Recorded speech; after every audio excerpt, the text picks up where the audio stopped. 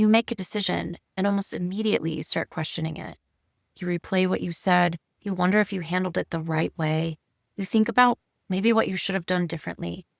And even when overall it feels right, there's still that lingering doubt, that voice that questions, are you sure?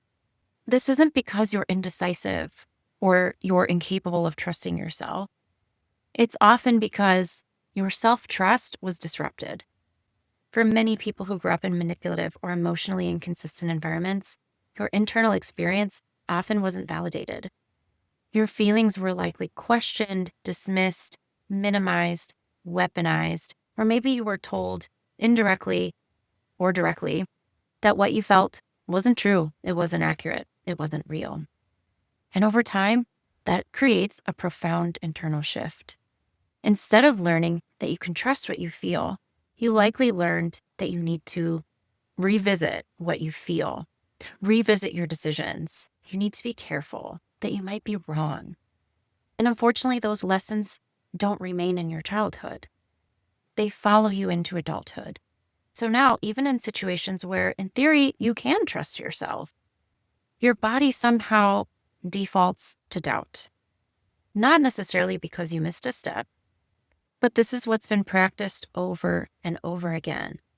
And this can get incredibly frustrating, especially when you understand this pattern. You have insight into this, but you still find yourself second guessing. Self-trust isn't just cognitive. It's relational. It lives in our body, in our hearts, in our soul, in all of our being. Reconnecting with self-trust is something that needs to be experienced again. Not all at once, but gradually.